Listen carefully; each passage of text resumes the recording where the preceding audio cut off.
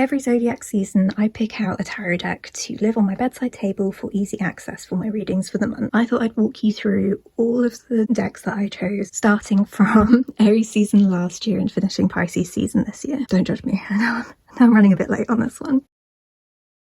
Hello, welcome or welcome back to Sapling Tarot. My name is Imogen. Today we are going on a little bit of a retrospective of the decks that I worked with over the last year.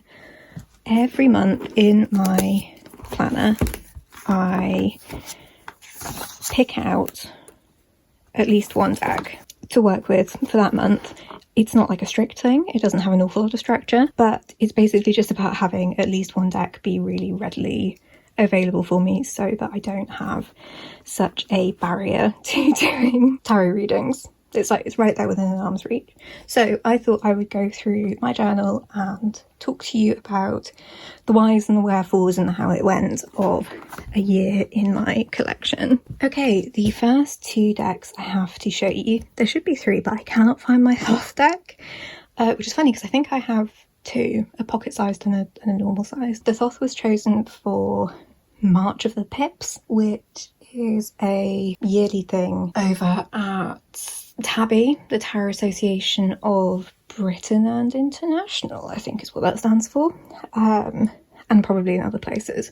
So it's where you pull out your pip decks for the month of March, not unlike Marseille for May, Sylvie Tarot Magpies challenge, but that's obviously specifically Marseille rather than pip decks broadly. But the other two decks that I worked with that were for Aries season 2024 were the Outgrow Yourself Oracle and Tarot, which is a deeply beloved deck, and the Citadel Oracle, which I don't know, I'm gonna have to not say whether they're deeply beloved or not because they're all deeply beloved, that's why they're in my collection. The Outgrow Yourself feels quite Aries to me. It feels quite spiky, it feels quite Aries, it feels quite fiery.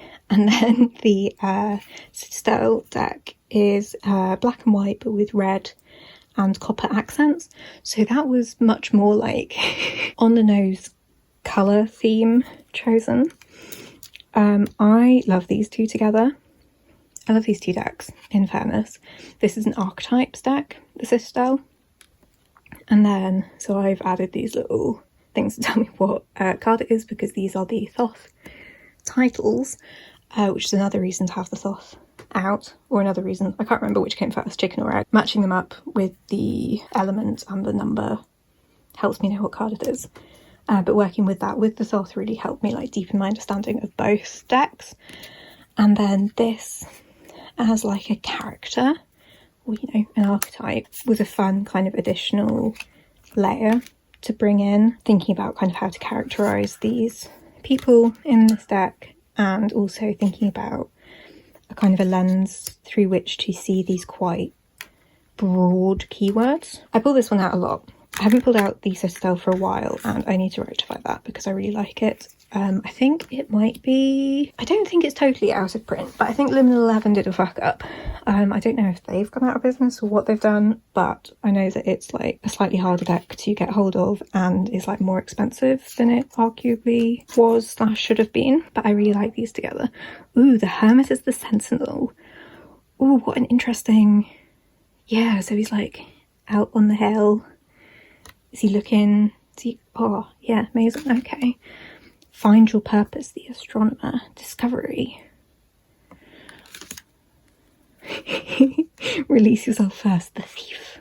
Seizing the moment. Oh, they work so well together. Speak free and true. Deception and trickery. Lovely. Anyway, I'm just getting distracted. I love these decks together. This was a banger of a pairing. I don't do an awful lot of deck pairing in my practice, but these and the Thoth were really good study buddies, and I really enjoyed them. Okay, for Taurus season we went quite on the nose with the Herbcrafters Tarot, which again I'm gonna need to not say it is one of my favourite decks. This doesn't get as much playtime in my collection as it really should.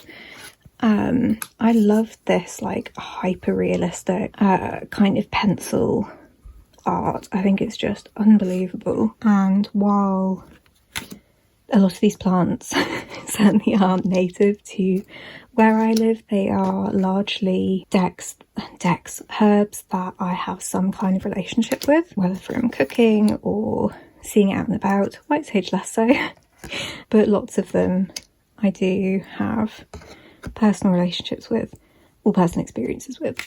I dabbled in this month working with the Nancy Hendrickson, I can't remember, Ancestral Tarot book, and worked with this deck, and that has kind of given this deck like an additional role in my life, is that if I ever want to, oh, just side note, my yarrow died.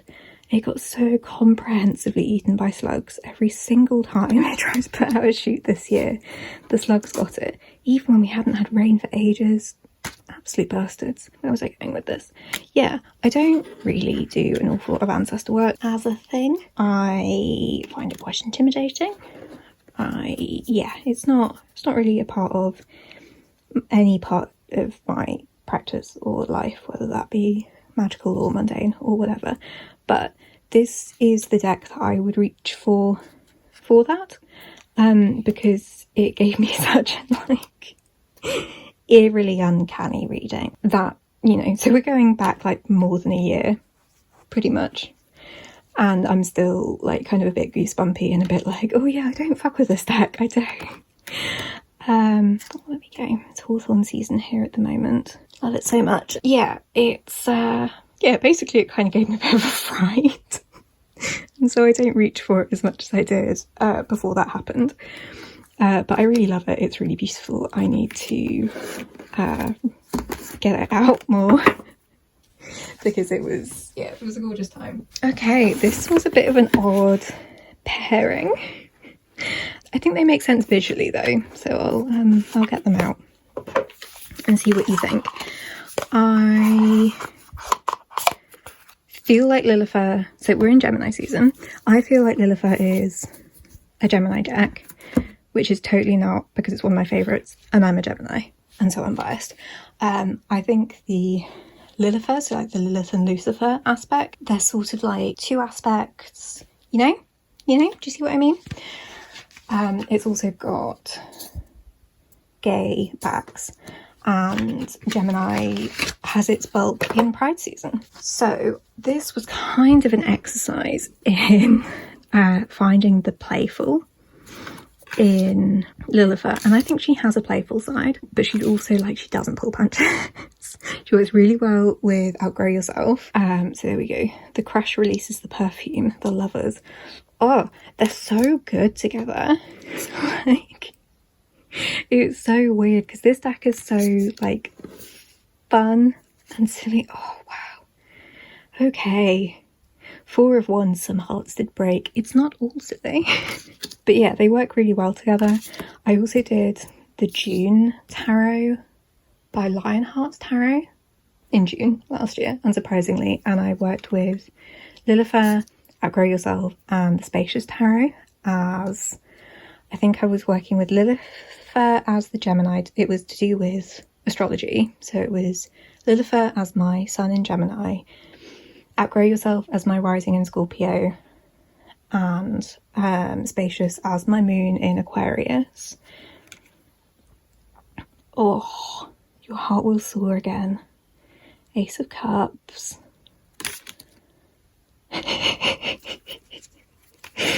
Love it.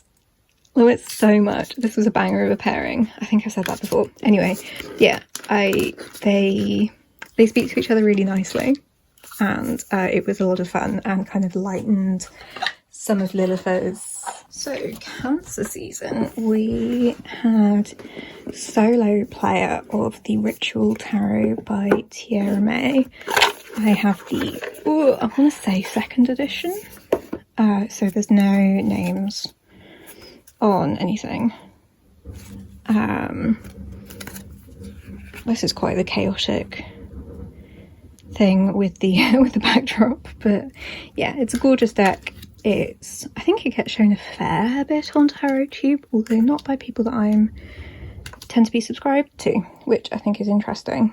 It's one of my favourite decks. It was a like love at first sight kind of situation. I'm well into Tierra made art style and way of piecing things together in ways that are so much clearer than I gave it credit for. I was so intimidated by this deck. I really didn't think that I'd be able to read with it.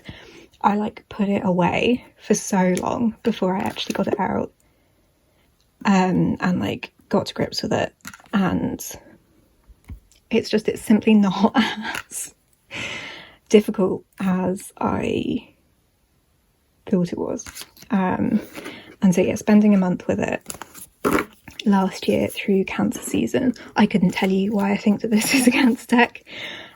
Something around the kind of still waters run deep sort of situation. Yeah, I don't know. Not all of these were really thought through. Some of them were just decks that I felt like needed a bit of time in the sun. Leo. Oh, this was so good. Okay, so my Tantric Dakini Oracle. We're in Leo season. It's Tarot del Fuego and Tantric Dakini. My Tantric Dakini is kind of going through a little bit of a moment. I've trimmed it. I love it trimmed. I haven't trimmed the majors. So this is just a minors only deck, if that is a thing. This really pulls my like inner magician out, this deck. We're very experimental, very inventive. We're not doing things. It's like for all of my autistic desires to just revel in like tarot structure, this is my moment where I kind of pick that scab and sort of like try out things not being that way. Visually, these are so chaotic. I mean, there's so much going on, but the colour palettes work really well together. I think, anyway. And I just think they speak really well to each other. Yeah, so like some of these have elements written on them. I haven't written them on all of them. So it's quite a lot of like intuitive vibes based. But then this is like, I mean, it is hardly like a clone of the Smith-Waite, but it, you know, it's relying heavily on being like in orbit and the Hanged Man. Amazing. Yeah, though it's I'm getting distracted just trying to like read the cards now. Oh, it's so much fun. They're so good together. Love this for Leo. Tarot del Fuego for Leo season felt very obvious, but also I was travelling a lot, so this is just like in a wee little tuck box, and so I left Tantric Dakini at home and just took Tarot del Fuego with me down there, and yeah, I had a lovely time. It was really warm and it was just perfection. I love this deck. It's got such a kind of, I don't know, like, I suppose so many of my favourite decks have this kind of slight irreverence, almost like cheeky sense of humour kind of thing, where it's like, it certainly doesn't pull any punches, but it deals with things quite deftly, if that makes sense. Yeah, love it. Love, love, love. Okay, we're at the halfway mark. Ooh, interesting. Okay, in Virgo season last year, I pulled out the Terra Volatile, which is interesting because I'm working with it for Taurus season this year, because I got the guidebook. And so I've been able to work with some of the alternative cards and the 5th suit. It's very again on the nose that I pull this out on Earth seasons, literally because of the word terror. I don't even know if terror volatile would mean like earthquake or whatever, but yeah, it has the word terror in it, therefore terror, not terror. Yeah, so it's like it's that it's got this whole kind of alchemy thing going on, which is what I'm kind of studying this time round. I really like it. It has these gorgeous kind of muted earthy colours, and it was very vibes based. This one, I love working with this. It is just, it kind of does its own thing, but not in a way that makes it like impossible to read or that you have to really learn loads, apart from the alternative cards and the extra suit. Although I'm recording this on a day that I've just done a reading for myself where in a well shuffled deck I got all 4 of the pentacles or the coins caught in order, and I mean, like, what do I even do with that? Come on, what do we even do with this? So yeah, amazing deck, love it. This is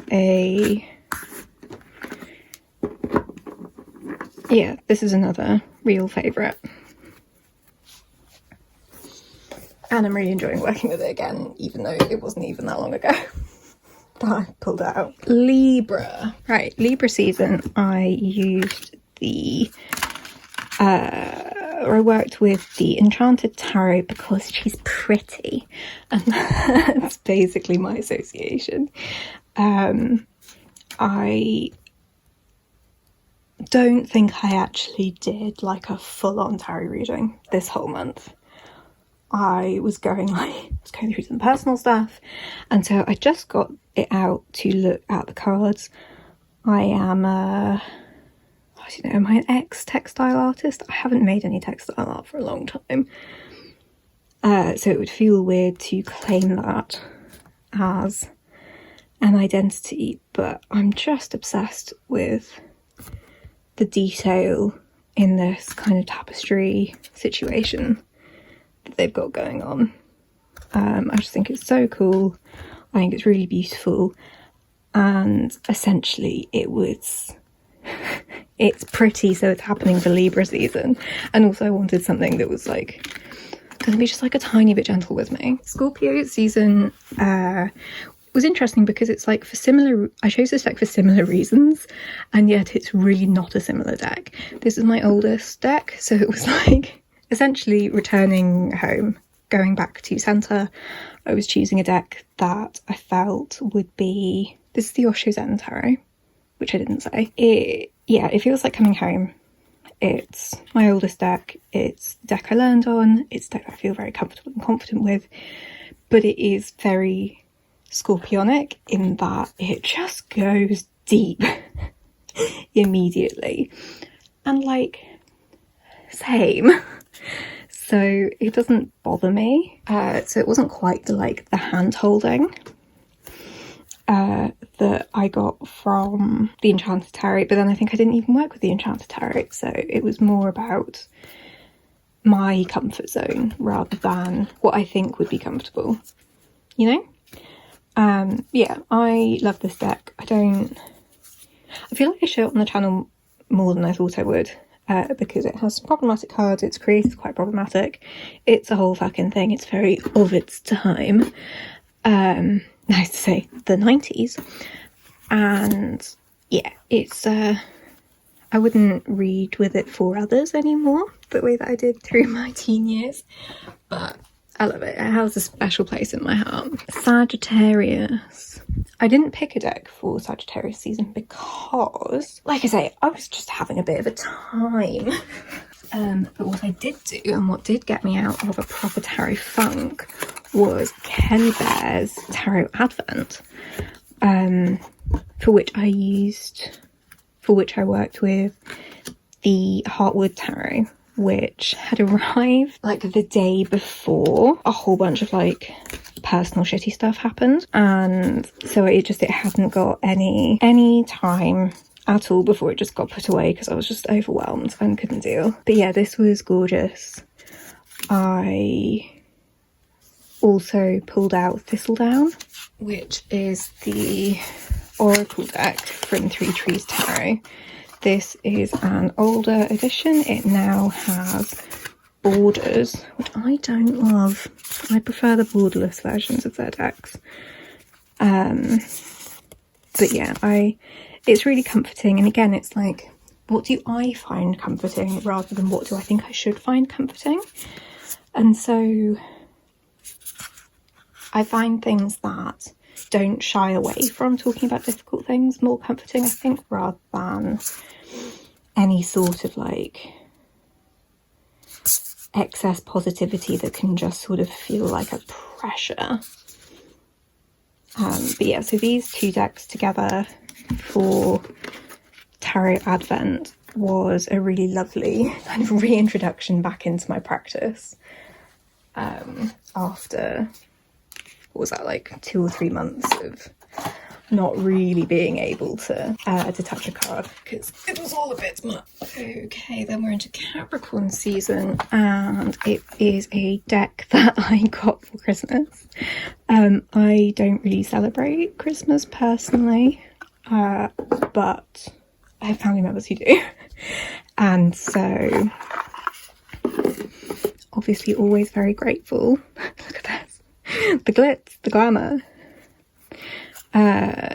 This is the Forgotten Legends Tarot by, what's that company called?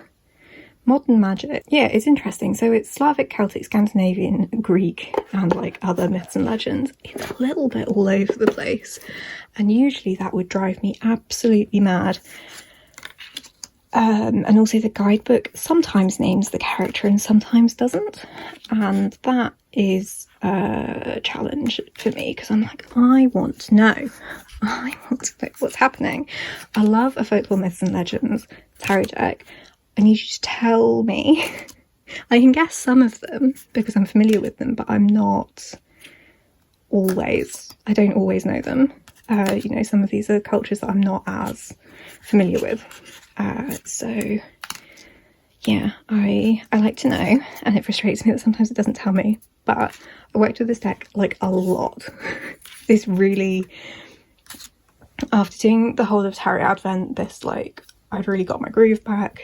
I did the 12 Days of Liminality by Joanna the Polish Folk Witch and pulled cards every day. And so yeah, it was like over a month of pulling cards every day, which is not very me. But I had a great time. I loved it. I also have written down, although I didn't use them like a ton, I did do some like uncharacteristic single card readings from Yumi Sakugawa's Cosmic Comfort cards, which I got for like a £5 on Vinted. And I have been so into Yumi Sakugawa's work for so long, and I had no idea these existed. They are so cool. It's totally not my usual thing. I don't have any other affirmation decks.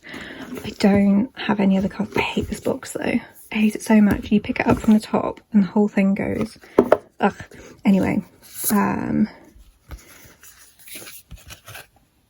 yeah, it's just like, it's not my usual thing at all, but it's so grounded. I love these backs.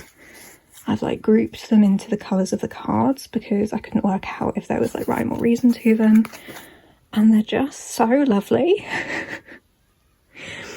They're like useful, and they don't beat around the bush, they don't ignore difficult things,